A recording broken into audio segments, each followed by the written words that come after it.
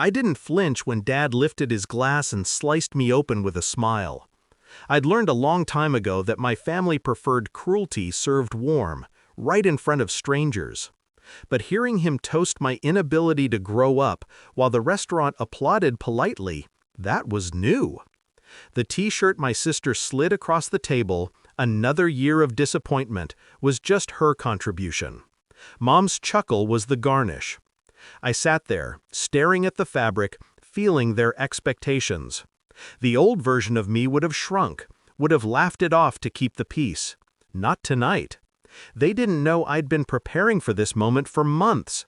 So I took a slow breath, placed the t-shirt gently on the table, and let my mind slip back to where all of this started. When I was young, Dad used to call me his little genius. Back then, he meant it, or I thought he did. He would brag about me to his colleagues, show off my drawings, tell Mom, this one will make us proud. But pride has a short shelf life in my family. The moment I didn't become the lawyer he dreamed of, the genius became a disappointment. The child became an inconvenience.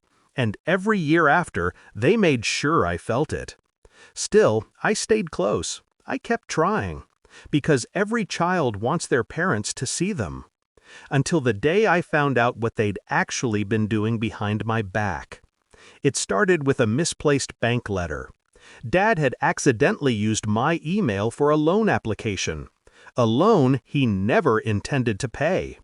At first, I thought it was a mistake. Then I found the second application. Then the third. All tied to my name. All quietly pushing my credit into the ground. It wasn't negligence, it was strategy. They were building their future on the ruins of mine. My sister knew. Her laugh carried the guilt of someone who'd watched it happen. Mom defended it, calling it family help. Help? I stared at the destroyed credit score in silence. No yelling, no confrontations. Just a cold click inside me. A shift. They wanted to treat me like their burden? Fine. But I'd no longer be their silent one. I spent the next 8 months rebuilding quietly. Credit repairs, legal consultations, proof gathering, digital trails, signed documents Dad thought I'd never see again. I worked 2 jobs, saved every rupee, moved out without telling them where, cleaned my name until it gleamed again. Then I took one more step. I built a case. Not to put them in jail, but to make them financially independent from me forever. I froze every angle where they used me, every loophole, every fraudulent path. By the time my birthday dinner arrived, their access to me had already been severed. They just didn't know yet. And tonight, they would. Dad lifted his glass. Sister pushed the t-shirt. Mom laughed. Perfect timing. I stood up slowly, chair scraping just loud enough to quiet the nearby tables. Their expressions shifted, annoyance first, then confusion. They weren't used to me standing tall. I cleared my throat. Dad, Mom, Sis, I wanted to make an announcement tonight. Dad smirked. Oh? Going to tell us how you plan to get your life to— No, I cut in softly. I'm here to tell you I'm done financing your future.